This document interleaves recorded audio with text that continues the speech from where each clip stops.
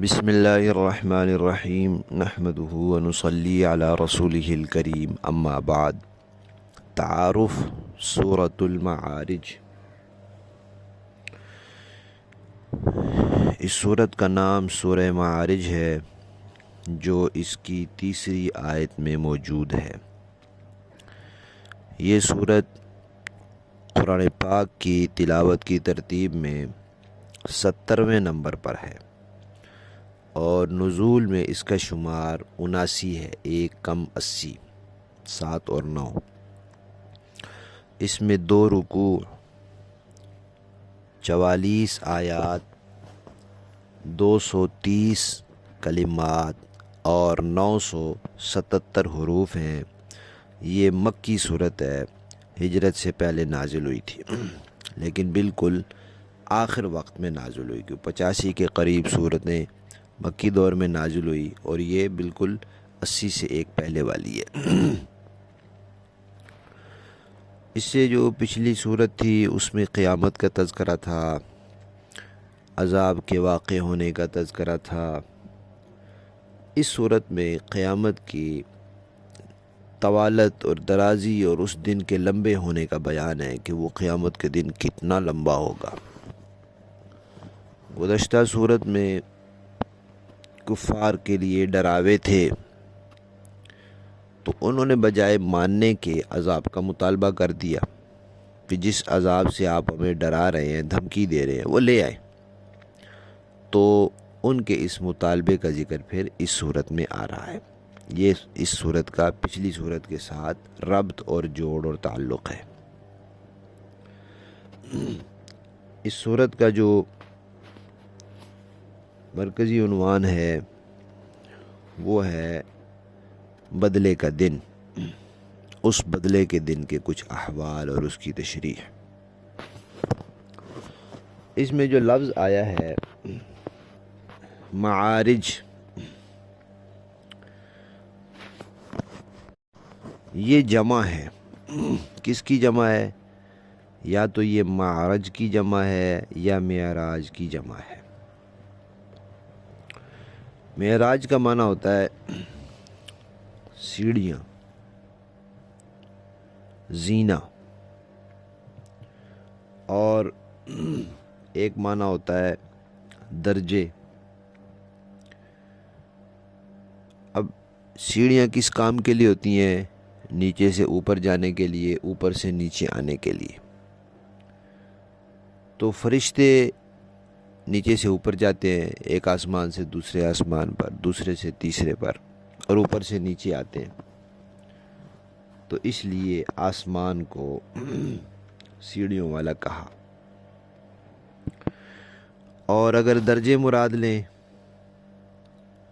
تو بھی ایسے ہی ہے کہ فرشتے جب جاتے ہیں تو درجہ بدرجہ یہ مسافت طے کرتے ہیں۔ اسی طرح جب نیک آدمی فوت ہو جاتا ہے تو اس کی روح بھی اوپر کو جاتی ہے، تو وہ بھی درجہ بدرجہ یہ مسافت طے کرتی ہے سارے آسمانوں کا۔ تو اس لیے اس کو درجات والا، درجوں والا بھی کہا جاتا ہے۔ اور پھر اس صورت میں ذکر بھی ہے کہ یہ جو فرشتے ہیں یہ آسمان پہ جاتے ہیں، چڑھتے ہیں۔ تو جب وہ چڑھتے ہیں تو عموماً چڑھنا سیڑھی کے ذریعے ہوتا ہے، اور چڑھتے ہیں تو درجات کے ذریعے یہ مسافت طے کرتے ہیں۔ اس نسبت سے اس سورت کا نام سورہ معارج رکھا گیا ہے۔ اس سورت میں اللہ تعالیٰ نے یہ پیشین گوئی فرمائی ہے کہ اگر قریش مکہ ایمان نہیں لاتے تو نہ لائیں، اللہ تعالیٰ ان کی جگہ دوسری قوم کو کھڑا کر دیں گے اور وہ ان جیسے نہیں ہوں گے، اور اللہ کے لیے ایسا کرنا کوئی مشکل نہیں ہے۔ اور اللہ نے پھر کھڑے کر دیے۔ کون؟ مدینہ کے انصار، وہ انصار صحابہ جنہوں نے ایثار اور قربانی کی تاریخ رقم کر دی، اور پھر وہ ایسے نہیں نکلے جیسے مکہ والے تھے۔ مکہ کے مشرک تھے اور نہ ماننے والے تھے، مدینہ کے انصار ایسے نہیں نکلے۔ اور انہوں نے پھر ایسی نصرت کی، ایسی انہوں نے اسلام کی ساتھ وفاداری کی کہ بس پھر اسلام کا بول بالا ہو گیا۔ اسی طرح اس صورت میں قیامت کے دن کی طوالت، لمبائی اور درازی کو بھی بیان کیا گیا ہے کہ وہ دن 50,000 سال کا ہوگا۔ یا ایک بات سمجھ لیں کہ ایک تو دن رات ہمارے ہوتے ہیں جو 24 گھنٹے کے ہوتے ہیں، 24 گھنٹے میں دن رات گزر جاتے ہیں۔ عمومی یہ ہے، کوئی دنیا کے خطے ایسے ہیں کہ جو بالکل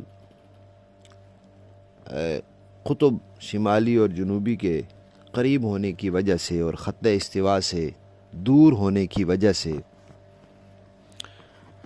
معمول کے مطابق وہاں سورج طلوع غروب نہیں ہوتا، تو پھر 6 مہینے تک وہ سورج طلوع ہی طلوع رہتا ہے اور وہ بالکل ان کے افق کے کنارے پر رہتا ہے، اور پھر جب وہ تھوڑا سا نیچے ہو جاتا ہے تو پھر 6 مہینے تک وہاں سورج نظر ہی نہیں آتا، رات ہی رات رہتی ہے۔ اس کے علاوہ باقی جگہوں پر تو معمول کے مطابق سورج طلوع ہوتا ہے، غروب ہوتا ہے، تو دن ہوتا ہے، رات ہوتی ہے، روشنی ہوتی ہے، روشنی ہوتی ہے اور اندھیرا ہوتا ہے۔ تو یہ تو ہمارا اس دنیا کا دن ہے۔ اللہ تعالیٰ فرماتے ہیں کہ بھئی اللہ کے ہاں دنوں کا حساب اور ہے۔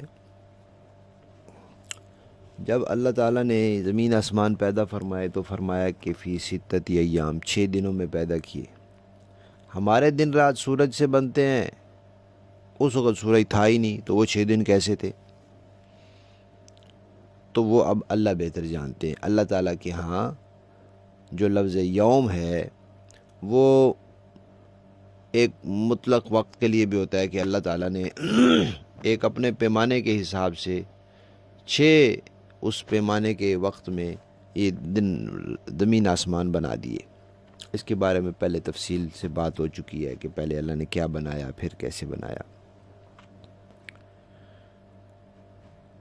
تو اسی طرح قرآن پاک میں یہ بھی آیا ہے مقدارہ الف سنۃ، کہ اللہ تعالیٰ کے ہاں وہ ایک دن ہوتا ہے جو تمہارا 1000 سال ہوتا ہے، اور یہاں یہ بات آ رہی ہے کہ وہ اللہ کے ہاں ایک دن ہوتا ہے جو تمہارے ہاں 50,000 سال ہوتے ہیں۔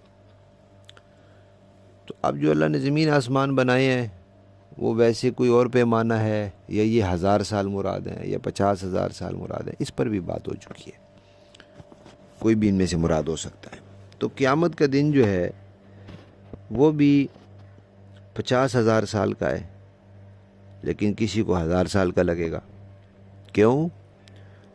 اپنے اپنے اعمال عقیدے کے حساب سے۔ جیسے دنیا میں ہم دیکھتے ہیں کہ کوئی آدمی اپنے رشتہ داروں کی اور محبوب لوگوں کی مجلس میں بیٹھا ہوتا ہے تو کہتا ہے پتہ ہی نہیں چلا، 4 گھنٹے گزر گئے، 6 گھنٹے گزر گئے، اور بالکل اسی وقت ایک آدمی پریشانی اور تکلیف میں مبتلا ہے یا کسی کے انتظار میں بیٹھا ہے، ایک سیکنڈ اس پر بھاری گزر رہا ہے، تو اس کو وہ 4 گھنٹے ہفتوں اور مہینوں جیسے لگتے ہیں، اور دوسرے کو 4 گھنٹے منٹوں جیسے لگتے ہیں، اپنے اپنے احوال، حالات کے اعتبار سے۔ تو وہاں بھی حالات اور احوال کے اعتبار سے کسی کو وہ 50,000 سال کا دن لگے گا تو کسی کو 1000 کا لگے گا۔